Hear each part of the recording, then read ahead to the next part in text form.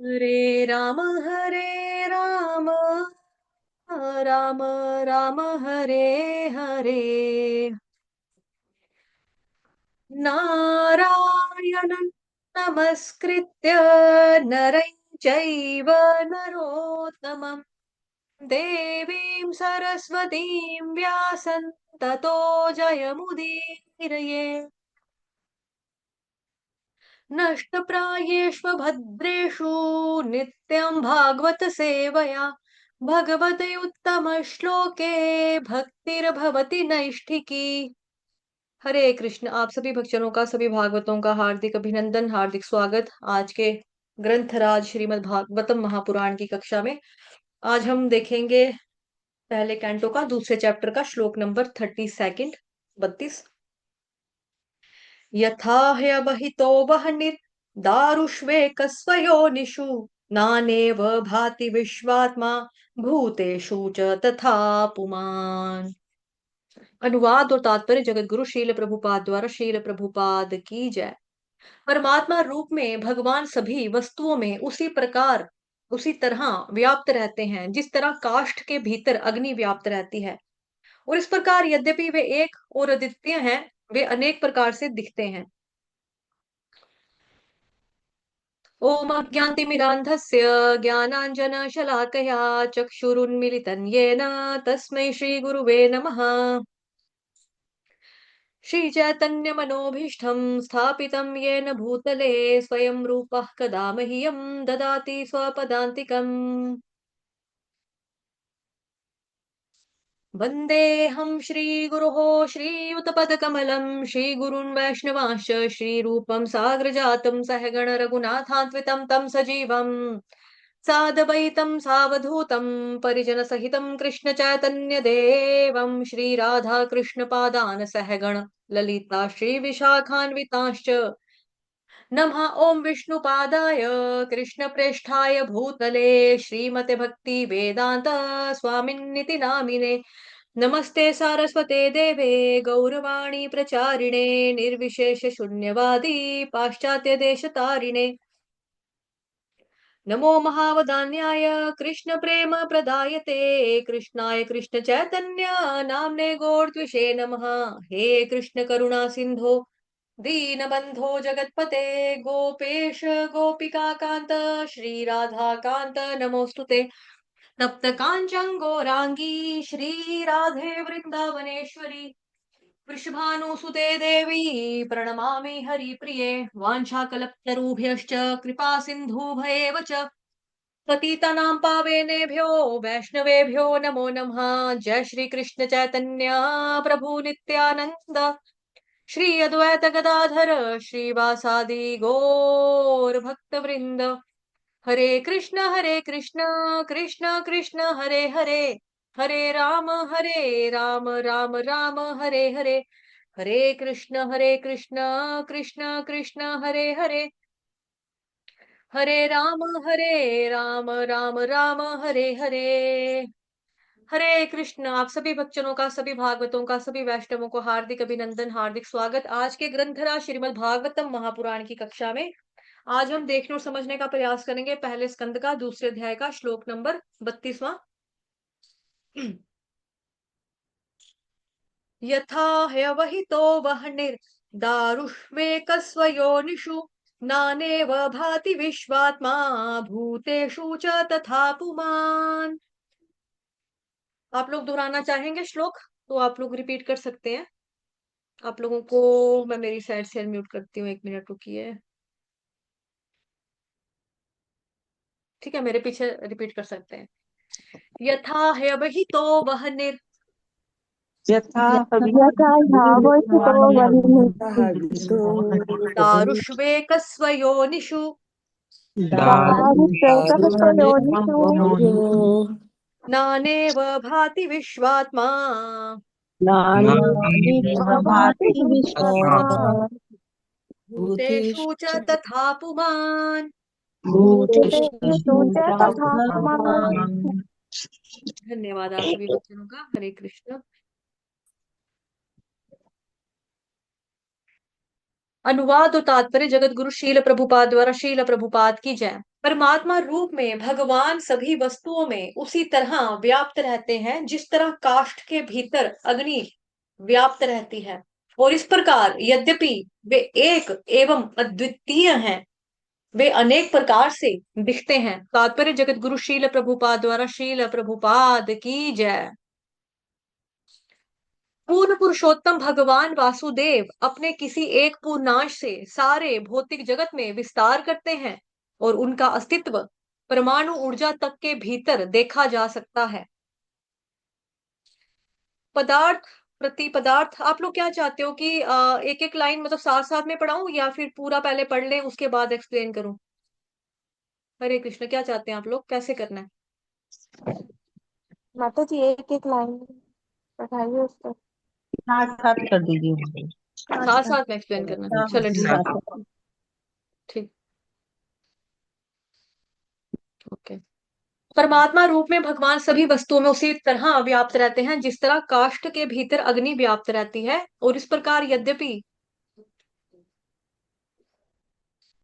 वे एक और अद्वितीय हैं, वे अनेक प्रकार से दिखते हैं। अब हर लड़की के लड़की कह रही हूँ, हर सॉरी, हर लकड़ी के अंदर आग जो होती है वो इनबिल्ट होती है।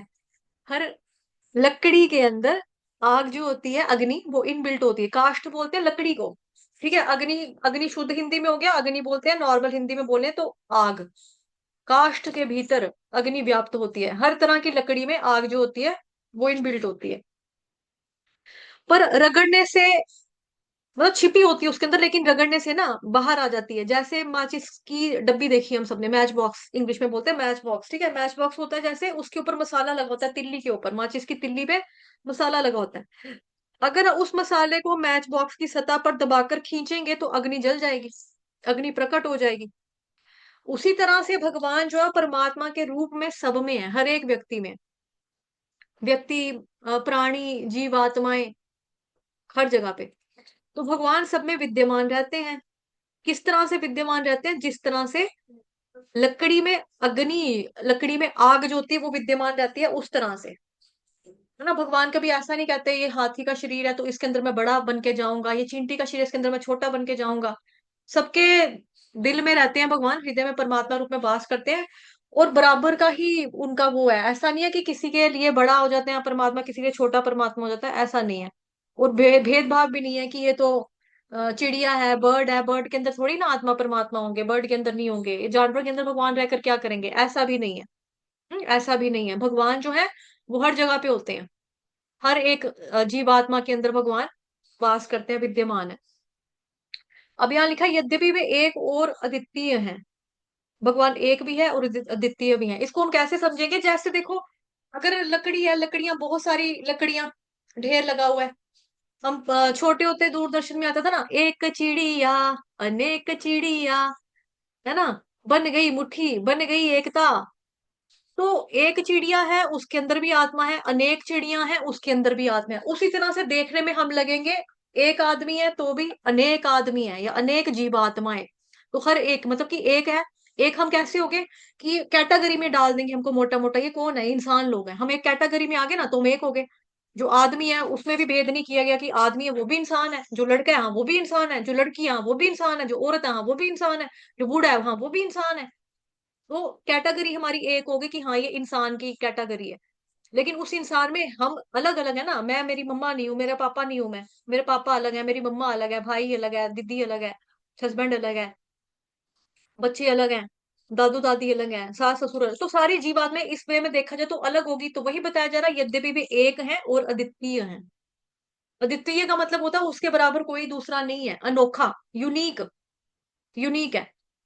तो परमात्मा रूप में भगवान सबके अंदर वास करते हैं। यद्यपि वे एक और अद्वितीय हैं, वे अनेक प्रकार से दिखते हैं, एक और अद्वितीय रूपों में दिखते हैं। जैसे काष्ठ, लकड़ी के अंदर अग्नि विद्यमान है। अब लकड़ियों का बंडल होगा, अगर गट्ठा बोलेंगे लकड़ियों का बंडल को, गट्ठा, वो सारियां भी लकड़ियां लकड़ियां ही कहलाई जाएंगी। उस सारी लकड़ियों के अंदर आग है। और लकड़ी अगर हम एक एक करके डंडा अलग अलग कर लें तो तब भी अलग अलग है, तब भी एक एक के डंडे के अंदर लकड़ी में आग तो है ही, है ना। उसी तरह से बताया जा रहा एक अद्वितीय रूप में दिखते हैं, जैसे काष्ठ यानी लकड़ी के अंदर अग्नि विद्यमान है। जब तक अग्नि उत्पन्न नहीं होती तो लकड़ी हमें लकड़ी जैसी दिखती है, वो एक ही दिखती है। लेकिन जैसे ही लकड़ी में अग्नि प्रज्वलित हो जाएगी तो काष्ठ और अग्नि दोनों अलग अलग हमें दिखाई देने लगते हैं। वैसे ही कहा जा रहा है एक और अद्वितीय यूनिक लगते हैं। अब जैसे देखा होगा आपने, लकड़ी की भी शेप ना अलग अलग होती है। जैसे कभी घर में हमारे तरखान लगते हैं काम करने के लिए, तरखान को क्या कहते हैं इंग्लिश में? कारपेंटर, है ना? जब कारपेंटर हमारे घर में लगेगा, काम करेगा, तो कारपेंटर ने लकड़ी मानो काटी है कोई गोल शेप में, है ना? जैसे मानो चेयर है, कुर्सी है, या टेबल बना रहा है, वो तो जो उसके नीचे वाले चक्का लगा रहा है गोल गोल, वो गोल गोल काट सकता है ना, शेप में गोल काट सकता है वो। लकड़ी का पीस वो लंबा भी रख सकता है, डंडे वाला भी रख सकता है। लकड़ी का पीस वो गोल भी रख सकता है, पतला भी रख सकता है, स्लीक भी रख सकता है। तो लकड़ियां हमें लगेगा कि अलग अलग है ये लकड़ी। और कॉमन रूप में देखें तो क्या है, लकड़ियां कहाँ है, लकड़ी कहाँ है, ये लकड़ियां ये पड़ी हैं। लकड़ियां एक साथ देखा जाए तो इकट्ठी भी हैं, अगर अलग अलग देखी जाए तो अलग भी है। लेकिन एक सिंगल लकड़ी के अंदर भी अग्नि है, और एक बहुत सारी लकड़ियां अगर इकट्ठी पड़ी है तो उसके अंदर भी अग्नि तो है। जब तक वो अग्नि उसके अंदर प्रज्वलित नहीं होती, हम अग्नि लगाते नहीं है, तो हमें लकड़ी लकड़ी ही लगती है। लेकिन लकड़ी के अंदर इनबिल्ट है अग्नि, है ना? लकड़ी में जैसी आग लगेगी, आग प्रज्वलित होगी, तो काष्ठ और अग्नि दोनों अलग अलग हमको दिखाई देने लग जाएंगी। वैसे ही कहा जा रहा है एक और अद्वितीय यानी कि यूनिक दिखते हैं, और अलग अलग भी दिखते हैं, और भिन्न भी दिखते हैं। ये सब कैसे होता है? केवल और केवल परमात्मा विद्यमान है, इसीलिए ऐसा होता है। ठीक है। तात्पर्य जगत गुरु शील प्रभुपाद द्वारा, शील प्रभुपाद की जय। पूर्ण पुरुषोत्तम भगवान वासुदेव अपने किसी एक पूर्णांश से सारे भौतिक जगत में विस्तार करते हैं, और उनका अस्तित्व परमाणु ऊर्जा तक के भीतर देखा जा सकता है। ठीक है। किसी एक पूर्णांश से सारे भौतिक जगत में भगवान का मतलब निर्माण, भौतिक जगत का निर्माण होता है। अब इसको आप समझेंगे। एक्चुअली ये वाला श्लोक हमने कल पढ़ना है, भगवत गीता का ना। ये श्लोक कल लास्ट डे है, तो भगवत गीता का जो लास्ट श्लोक है जो आप कल पढ़ेंगे, वो मैं दिखा देती हूँ आपको। निकालने दो फाइल। ये देखो। ठीक है, आई होप स्क्रीन चेंज हो गया होगा। 10th चैप्टर का 42nd नंबर का श्लोक, यानी अंतिम श्लोक। उसमें भगवान क्या कह रहे हैं? अथवा बहु नैतेन किंज्ञान किंज्ञातेन तवार्जुन विष्टभ्याहमिदं कृत्स्नम् एकांशेन स्थितो जगत। तो एकांशेन, एक अंश यानी कि एक अंश। एकांशेन का मतलब क्या हुआ? एक अंश। भगवान कह रहे एकांशेन स्थितो जगत। अर्जुन, इस सारे विशद ज्ञान की आवश्यकता क्या है? मैं तो अपने एक अंश मात्र से संपूर्ण ब्रह्मांड में व्याप्त होकर इसको धारण करता हूँ। तो भगवान तो क्या कह रहे हैं कि भाई मेरा एक अंश जो है वही, यही चीज भगवान यहाँ पे हमको बता रहे हैं। मतलब वहां जो हम पढ़ रहे हैं भागवतम महापुराण में, पूर्ण पुरुषोत्तम भगवान वासुदेव अपने किसी एक पूर्ण अंश से सारे भौतिक जगत में विस्तार करते हैं। और ये ऑलरेडी पढ़ भी लिया आपने सबने, मतलब लाइक किसमें पढ़ा है ये? जो आपको परमात्मा के बारे में पढ़ाया था ना, परमात्मा गर्भोदक्षाय विष्णु, क्षीरोदक्षाय विष्णु, विष्णु महाविष्णु, उसमें पूरा ये पढ़ लिया था गहराई से। तो अंश मात्र से ही भगवान, अपने एक अंश मात्र से ही पूरे ब्रह्मांड में व्याप्त होकर भगवान कह रहे हैं इसको धारण करता हूँ। वही यहाँ पे भी बताया जा रहा है कि भगवान वासुदेव अपने किसी एक पूर्णांश से सारे भौतिक जगत में विस्तार करते हैं। उनका अस्तित्व परमाणु ऊर्जा तक के भीतर देखा जा सकता है। पदार्थ, एटम, ठीक है, प्रति पदार्थ, प्रोटॉन, न्यूट्रॉन आदि भगवान के परमात्मा रूप के विभिन्न परिणाम है। तो ये किस लिए हो रहा है कि परमात्मा स्वरूप की जो शक्ति है, उन शक्तियों के कारण ही वो प्रोटॉन, न्यूट्रॉन जो है वो अपने अपनी जगह के ऊपर किसी एलिमेंट के अंदर रिवॉल्व करते हैं, उनकी तरह उनसे ही हो रहा है ये। अब यहाँ उदाहरण या उपमा दी जा रही है यहाँ पे, जिस प्रकार इस बात को समझने के लिए, जिस प्रकार काष्ठ से अग्नि प्रकट होती है या दूध से मक्खन निकलता है, उसी प्रकार परमात्मा रूप में भगवान की उपस्थिति उन दिव्य विषयों के वैध वर्णन, श्रवण और कीर्तन की समस्त विधि के द्वारा अनुभव की जा सकती है, जिसका वर्णन उपनिषदों में तथा वेदांत जैसे वैदिक साहित्यों के में विशेष रूप से हुआ है। तो काष्ठ से अग्नि या दूध से मक्खन, हाँ, जिस प्रकार काष्ठ से अग्नि प्रकट होती है, दूध से मक्खन निकलता है। अगर हम एक्सपीरियंस करना चाहते हैं कि परमात्मा सब वस्तुओं में, सभी जीवों में किस तरह से कैसे विद्यमान है, अगर हम ठीक से शास्त्रों का, पुराणों का श्रवण करेंगे, कीर्तन करेंगे, तो हम इस चीज को एक्सपीरियंस कर सकते हैं, हम इस चीज को समझ सकते हैं, हमें अच्छे से समझ में आ जाएगा कि जो परमात्मा है वो सबके हृदय में किस तरह से कैसे विद्यमान है। भगवत गीता का 5th चैप्टर का 18th नंबर का श्लोक है। विद्या विनय संपन्ने ब्रह्मणे गविहस्तिनि शुनि चैव श्वपाके च पंडिता समदर्शिनः। बहुत फेमस श्लोक है, पंडिता समदर्शिनः। अगर किसी को पूरा श्लोक नहीं भी आता तो ये एंड चरण जो है ना श्लोक का, चौथा चरण, पंडिता समदर्शिनः, ये सबको आता है कि जो विनम्र साधु पुरुष है अपने वास्तविक ज्ञान के कारण एक विद्वान तथा विनीत ब्राह्मण गाय, हाथी, कुत्ता, चांडाल को समान दृष्टि यानी कि समभाव से देखता है। वो वही परमात्मा का स्वरूप सब में देखते हैं ना, मतलब सब में देखते हैं। वही चींटी का भी है, वही हाथी में भी है, कुत्ते में, घोड़े में, गधे में, चंडाल में, सब में, सब में, सब में वही अंश है जो है वो परमात्मा का, इसके हृदय में भी है आत्म स्वरूप में, और परमात्मा का जो श्वास है वो परमात्मा वासुदेव के रूप में है ना, उसके सखा के रूप में हृदय पर बैठा हुआ है या विराजमान है।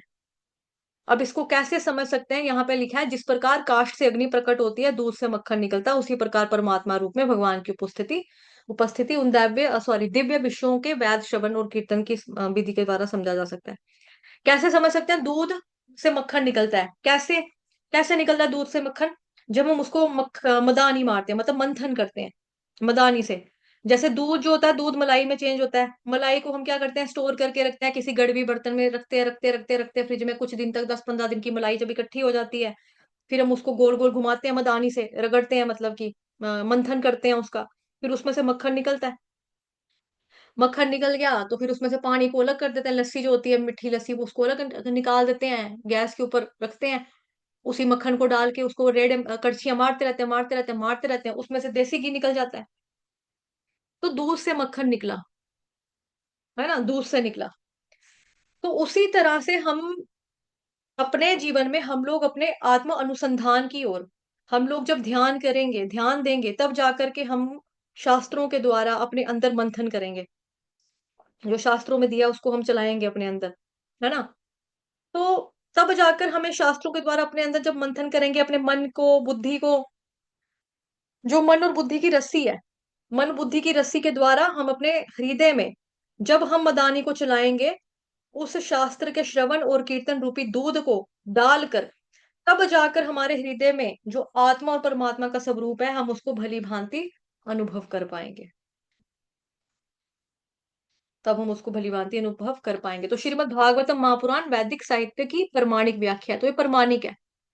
जो भागवतम महापुराण है ये प्रमाणिक सोर्स है आपका, प्रमाणिक व्याख्या इसमें दी जा रही है। कुछ मनगढ़ंत कहानियां कथाएं नहीं है कि हाँ जी किसने लिख दिया, ऐसे लिख दिया किसी ने, कोरोना काल में बेले बैठे थे लोग, तो किसी को बोला तू व्यास देव की गद्दी में बैठ जा, तू गुरु बन जा, यहाँ पे आके लिख दे हमारे शास्त्र। ऐसा कभी कुछ नहीं हुआ है, ऐसा नहीं हुआ। तो श्रीमद् भागवतम महापुराण वैदिक साहित्य की प्रमाणिक व्याख्या है, ये बोनाफाइड पूरा। ऐसा नहीं है कि किसी ने एवे ही लिख दिया, अरे गहरे नथु खैर ने, ऐसे नहीं लिखा गया, ये प्रमाणिक है, वैलिड है। भगवान की अनुभूति दिव्य संदेश के श्रवण के द्वारा की जा सकती है, और दिव्य विषय को अनुभव करने का एकमात्र यही तरीका है। अगर हम भगवान को सुनेंगे, आत्मा और परमात्मा तत्व का अनुभव कर सकते हैं, इसके अलावा और कोई उपाय नहीं है। ठीक है, इसके अलावा और कोई उपाय नहीं है कि आप शास्त्रों का अध्ययन ना करो, भगवान के बारे में ना सुनो, फिर जो आपके अंदर परमात्मा रूप में बैठा भगवान आपको कुछ गाइड कर रहा है, तो आप अगर उनको इग्नोर करते रहेंगे, उनको नहीं सुनेंगे, तो फिर आप इस चीज को कभी भी एक्सपीरियंस नहीं कर सकते हो। आत्मा परमात्मा का क्या तत्व है, कैसे काम कर रहे हैं, कौन है, नहीं पता लगेगा। तो हमें सुनना बहुत जरूरी है। जो चैत्य गुरु है, चित्त गुरु है, उसकी जब आवाज आ रही है परमात्मा की, तो उसको इग्नोर नहीं करना चाहिए, उस पर ध्यान देना चाहिए। ठीक है। जिस प्रकार किसी अन्य अग्नि द्वारा जलाने पर काष्ठ से अग्नि प्रकट होती है, उसी प्रकार की दैवी चेतना अन्य दैवी अनुकंपा से ही प्रकाशित की जा सकती है। श्री श्रीमद पूज्य गुरु काष्ठ रूप जीवात्मा में विनम्रता से श्रवण करने वाले कर्णों द्वारा समुचित दिव्य संदेश प्रविष्ट कराकर आध्यात्मिक अग्नि प्रज्वलित कर सकते हैं। तो जिस प्रकार किसी अन्य अग्नि द्वारा जलाने पर काष्ठ से अग्नि प्रकट होती है, जैसे हर लकड़ी में अग्नि तो है, लेकिन खुद से तो आग नहीं लग जाएगी, खुद से अग्नि प्रज्वलित नहीं होगी, खुद उसमें आग नहीं लगेगी। जब तक जलती हुई लकड़ी यानी कि माचिस की तिल्ली, अगर मैंने मोमबत्ती भी बालनी है, कैंडल भी जलानी है, दीपक भी जलाना है भगवान के लिए, गैस भी अगर जलानी है, या तो लाइटर होगा या फिर मैं माचिस की तिल्ली को अगर आग लगाऊंगी, तो उससे मैं एक मोमबत्ती जलाऊंगी, फिर बाकी सारी मोमबत्तियां मैं उससे जला सकती हूँ ना। तो पहले तो मेरे को माचिस की तिल्ली लगानी पड़ेगी, आग लगानी पड़ेगी। अब उस माचिस की तिल्ली जो जल रही है, उसके कांटेक्ट में जो आएगा, जो उसके संपर्क में आएगा, वो जलेगा। और जब तक जो दूसरा वाला लकड़ी उसके संपर्क में नहीं आएगी, तब तक वो नहीं जल पाएगी, वो बुझी ही रहेगी, लकड़ी जलेगी नहीं। उसी तरह से हम सबके अंदर भी क्या है, दैवी चेतना है। ये चीज आपने अगर याद होगा ना, इसको थोड़ा सा ही घुमाकर हमने भक्ति रसामृत सिंधु ग्रंथ में भी पढ़ा हुआ है, जिसमें पानी की मोटर का एग्जाम्पल दिया था आपको। और दिया था कि भक्ति, ये बच्चे की एग्जाम्पल दी थी कि बच्चा जो होता है उसके अंदर चलने की जो चलना जो है बच्चे के अंदर वो इनबिल्ट है। बच्चा पैदा होने के बाद जो है, सबसे पहले अगर कोई चीज सीखता है, वो चलना सीखता है, वो उड़ना नहीं सीख जाता, तैरना नहीं सीखता, वो चलना ही सीखता है, बिकॉज इनबिल्ट फीचर भगवान ने बिल्ट किया हुआ उसके अंदर, डाला हुआ है, उसकी प्रोग्रामिंग वैसे की है। तो उसी तरह से हम सबके अंदर दैवी चेतना है। अब यहाँ पे उसी चीज को क्या बोला जा रहा है, दैवी चेतना के नाम से बताया जा रहा है। मतलब कि उसी तरह से हमारे अंदर क्या है, हमारे अंदर जैसे मैंने पानी का एग्जांपल दिया था, मोटर मोटर वाला, कि कई बार होता है कि पानी नहीं चलता, पानी ऊपर चढ़ता नहीं है आपकी टैंकी के ऊपर, तो हमें क्या करना पड़ता है, हमें हवा पाइप को निकालना पड़ता है, फूक मारनी पड़ती है, थोड़ी सी अंदर बाहर खींचनी पड़ती है, ऊपर से पानी डालना पड़ता है, तो जो नीचे डिस्टेंस मेंटेन होता है, जहाँ पे हवा हो जाती है, वहां पे पानी फिर आ जाता है वापस हमारी टैंकी में चढ़ जाता है ना, मोटर काम करने लग जाती है। वो पानी तो उसके अंदर पहले से ही है, पानी तो है, पानी को बस ऊपर लाया। उसी तरह से बच्चे के अंदर चलने का काबिलियत तो है, उसको बस हमने खड़ा करके थोड़ा सा सपोर्ट देके चलना सिखाया। उसी तरह से दैवी अनुकंपा सबके अंदर है, उसी तरह से भक्ति सबके अंदर है। सुप्त अवस्था में है भक्ति, सुप्त अवस्था में है भक्ति, उसको जगाना पड़ता है। तो वही चीज अब यहाँ पर दैवी चेतना के माध्यम से हमको बताया जा रहा है यहाँ पे भागवतम में, कि जिसने अपनी अंतर चेतना को जला लिया है, जो इस आत्मा और परमात्मा तत्व को समझ चुका है, जो कृष्ण के पूर्ण शरणागत हो गया है, जो कृष्ण के नाम को, कृष्ण की कथाओं को अपने जीवन में गाता है, उतारता है, सुनता है, उसके जब संपर्क में आएंगे, तब जाकर के हमारी दिव्य चेतना की जागृति होगी। हम स्वयं ही ऐसे लोगों की संगति करते हैं जो कृष्ण भगवान का नाम नहीं लेते, गुणगान नहीं करते, हमको ही रोकने टोकने वाले आ जाते हैं, क्या तिलक लगाया है, क्या कंठी पहनी है, क्या साड़ी पहनी है, क्या धोती पहनी है, क्या चोटी रखी है, क्या दिमाग खराब किया है, साधु बनना है, सन्यासी बनना है, माँ बाप को कौन देखेगा, पढ़ाई लिखा के छोड़कर, इतना माँ बाप ने पढ़ाया, एमटेक करवाई, तुमको साधु बनने के लिए कराई थी, भला सड़कों के ऊपर किताबें बेचने के लिए कराई थी, हाँ। तो इस तरह से हमको बोलने वाले बहुत मिल जाएंगे। तो अगर हम ऐसे ही अभक्तों के संपर्क में रहेंगे, उन्हीं के पांव छू छू के उन्हीं का आशीर्वाद लेते रहेंगे तो हमारा क्या होगा, कुछ भी नहीं होगा। हम भी कुएं के मेंढक बन के वहीं पे टर टर टर टराते रहेंगे। तो हमको भक्तों का संग करना है। और यहाँ पे खास तौर पे भक्तों का जो बारे में बोला जा रहा है, वो बोला जा रहा है श्री श्रीमद पूज्य गुरु। जो गुरु हैं वो काष्ठ का कार्य करते हैं, काष्ठ रूप से जीवात्मा में विनम्रता से श्रवण, बिकॉज उनके अंदर जो अग्नि है ना, प्रज्वलित अग्नि, जो कि भगवान वाली, जो दिव्य चेतना वाली अग्नि है, वो उनके अंदर ऑलरेडी विद्यमान है, वो पहले से ही भक्ति कर रहे हैं। जैसे तिल्ली एक माचिस की होगी, अगर मैं उससे मोमबत्ती को आग लगाऊंगी, है ना, मोमबत्ती को अगर मैंने उससे जलाया, तो मैं सारी मोमबत्तियों को जला सकती हूँ। उसी तरह से जब हम गुरु के संपर्क में जाएंगे, तो गुरु कौन है, वो जलती हुई तिल्ली है, जलती हुई अग्नि है, जिसकी वो वाली लकड़ी है गुरु, जिसकी लकड़ी में ऑलरेडी आग लगी हुई है, प्रज्वलित है उनकी लकड़ी में आग। उसी से मैं अपनी लकड़ी को जोड़ लूंगी, तो मेरे अंदर भी आग लग जाएगी, मतलब मेरे अंदर भी भक्ति आ जाएगी, मेरे अंदर भी दैवी चेतना जो उत्पन्न हो जाएगी, जागृत हो जाएगी। चेतना ऑलरेडी उत्पन्न है, मतलब कि पहले से है वहां पे, लेकिन हमें जागृत करनी है, उसको जगाना है, सुप्त अवस्था में है। तो हम जैसे ही ऐसे लोगों की संगति में चले जाएंगे, जो भगवान जी का नाम लेते हैं, भगवान जी के धाम में दर्शन करते हैं, तो हम अपनी चेतना को जागृत कर लेंगे। और अगर हम इसके उल्टी तरफ जाएं, जो ऐसे लोग हैं कि संगति करें, जो कृष्ण का नाम लेते हैं, भगवान को भगवान नहीं मानते, कृष्ण का गुणगान नहीं करते, कृष्ण की अर्चना नहीं करते, पूजा नहीं करते, धाम में दर्शन करने नहीं जाते, उनके साथ रहकर हम कभी भी अपनी दिव्य चेतना को जागृत नहीं कर सकते हैं। दिव्य चेतना की जागृति तभी पॉसिबल है जब तक कोई दैवी चेतना वाला व्यक्ति हमारे ऊपर अनुकंपा यानी कि कृपा ना करे। जब तक वो कृपा नहीं करेंगे, तब तक पॉसिबल ही नहीं है। तभी बोला जाता है ना, आप जितना मर्जी नाम करो, जो भी कर लो, लेकिन गुरु ही कृष्ण दे सकते हैं, बिकॉज वो वैलिड है, प्रमाणिक है। उन्होंने तत्व से कृष्ण का दर्शन किया, साक्षात्कार किया, भगवत साक्षात्कार किया, वो आपको कृष्ण प्रेम दे सकते हैं, बिकॉज उनके पास है, उनके पास है। वो बांटने के लिए बैठे हैं, वो देने के लिए बैठे हैं कृष्ण प्रेम। तो सरेंडर करना है, भक्ति करनी है, गुरु की शरण में जाना है, तो गुरु आपको आपकी जो सोई हुई देवी चेतना है उसको जगा देंगे, क्योंकि उनकी जो लकड़ी है वो जल रही है, प्रज्वलित है। उससे आप अपनी लकड़ी को छुआओगे, जो उसकी लकड़ी के जलती हुई लकड़ी के संपर्क में आएगा तो आप अपनी लकड़ी को भी जला सकते हो, है ना। और देखा ही होगा मंदिरों में जब हम जाते हैं कार्तिक मास में भी, जब आप या वैसे भी चलो मंदिरों में जब हम जाते हैं, एक दीपक जला रहा है कोई इंसान, उसका दीपक गोल गोल जब हम आरती कर रहे हैं, घुमा रहे हैं आरती, तो बुझ बुझ जाता है, तो फिर वो साथ वाले से वापस अपना दीपक जला लेता है। कैसे जला पाता है? बिकॉज उसका दीपक जल रहा है, इसीलिए। तो जो दिव्य चेतना की जागृति तभी संभव है जब तक कोई दैवी चेतना वाला हमारे ऊपर कृपा करेगा, तब जाके हमें पता चलता है कि हाँ, साधु शास्त्रों का, वैष्णवों का संग करना चाहिए, ताकि वो लकड़ी भी हमारी जो अंदर है वो प्रज्वलित हो जाए। तो गुरु जो है वो काष्ठ रूप जीव आत्मा में विनम्रता से श्रवण करने वालों को मिलता है। जो गुरु होते हैं वो प्रज्वलित लकड़ी के समान है। जब हमें श्रवण करवाते हैं, जैसे उन्होंने बोला कि चलो श्रीमद् भागवतम पढ़ो, भगवत गीता आओ मैं पढ़ा रहा हूँ, चलो इधर बैठो, रामायण का हमने सुना, है ना, श्री गुरु महाराज जो वो सुना रहे हैं, हम सुन रहे हैं, भागवत गीता सुना, चाहे भागवतम सुना, चाहे रामायण सुनी, या तीनों का कुछ भी सुना, भाग शास्त्र वगैरह, तो कानों के माध्यम से ही हम सब जीवात्माओं को आध्यात्मिक अग्नि द्वारा प्रज्वलित करते हैं। कर्णों, यहाँ पे लिखा ना कर्णों, कर्णों किसको बोलता है? कर्ण कानों को बोला जाता है ना, ये देखो, श्रवण करने वाले कर्णों के द्वारा, श्रवण करने वाले कर्णों के द्वारा। तो यहाँ पे क्वालिटी भी लिखी जा रही है कि विनम्रता से श्रवण करना चाहिए, विनम्रता से श्रवण करना चाहिए, कर्णों द्वारा समुचित दिव्य ज्ञान, सॉरी, दिव्य संदेश प्रविष्ट कराकर आध्यात्मिक अग्नि प्रज्वलित करवा सकते हैं। विनम्रता से सुनना बहुत इंपॉर्टेंट है। श्रीमद् भगवत गीता 4th चैप्टर का, है ना, चौथे नंबर का श्लोक, तत्विधि प्रणिपातेन परिप्रश्नेन सेवया उपदेक्ष्यन्ति ते ज्ञानम ज्ञानिनस्तत्त्वदर्शिनः, कि प्रमाणिक गुरु की शरण में जाओ। अगर हम विनम्र भाव से श्रवण कर, आप प्रमाणिक गुरु की शरण में जाओ, उनके पास जाके जिज्ञासा करो, वो आपको कृष्ण प्रेम दे सकते हैं, बिकॉज उन्होंने ज्ञान का तत्व रूप का पूरा दर्शन किया हुआ है। तो अगर हम विनम्र भाव से विनम्रता के साथ श्रवण करेंगे, तो धीरे धीरे दिव्य चेतना, या दिव्य चेतना दैवी चेतना, जो दैवी अस्तित्व की हमको अनुभूति हो सके, तो हमें करना चाहिए ऐसा। ठीक है, तो इसीलिए हमें जाना चाहिए, अतः विनम्रता से सुनने की इच्छा के साथ ही समुचित गुरु के पास जाना चाहिए। इस प्रकार धीरे धीरे अस्तित्व की अनुभूति हो जाती है। कौन से अस्तित्व की? दैवी अस्तित्व की अनुभूति हो जाती है।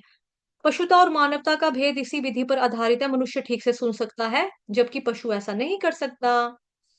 अभी यहाँ पे जानवर और इंसान के बीच में डिफरेंस बताया जा रहा है कि जानवर नहीं सुन सकते ना, आदमी सुन सकते हैं, इंसान सुन सकता है, जानवर नहीं सुन सकते। इंसान श्रवण करके अपना जीवन सुधार सकता है, कि भाई मेरे को भक्ति करनी है, भक्ति करूंगा, भगवत धाम जाऊंगा, वो श्रवण करके आ जाएगा।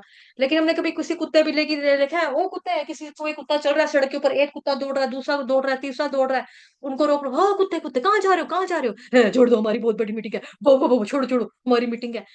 कुत्तों को देखा है कभी मीटिंग मीटिंग पे जा रहे हैं, कि हमारा हमारा चलो, हमने धरना लगाना है कहीं पे जाकर, हमारी कोई मीटिंग है, हमारे ऊपर कुछ हो गया है, अत्याचार हुआ है, तो हम उसकी मीटिंग बिठाई है, हमने अपने कुत्ता पार्टी बिठाई है, हम अपना काम करने जा रहे हैं।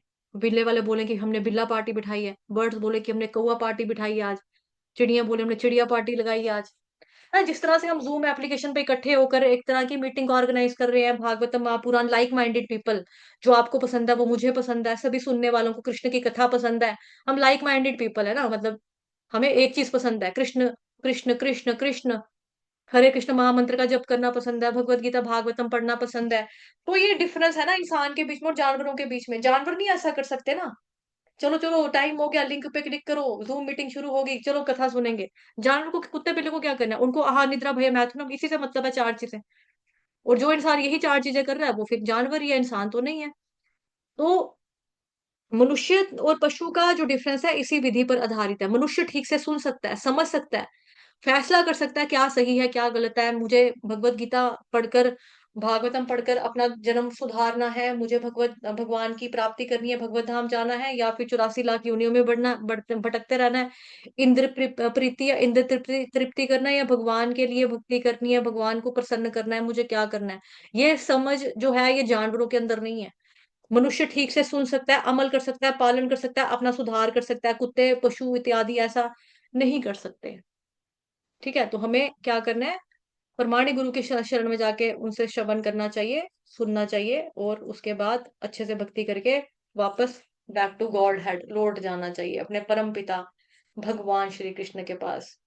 यही है आज के श्लोक में। ठीक है जी। वांछा कल्पतरुभ्यश्च कृपा सिन्धुभयेव च पतितानां पावनेभ्यो वैष्णवेभ्यो नमो नमः। अनंत कोटि वैष्णव वृंद की जय। जगत गुरु शील प्रभुपाद की जय। श्री कृष्ण चंद्र भगवान की जय। ग्रंथराज श्रीमद् भागवतम महापुराण की जय। श्रीमद् भगवद गीता यथारूप की जय। आज के आनंद की जय। आप सभी भक्तों की जय। हरे कृष्ण।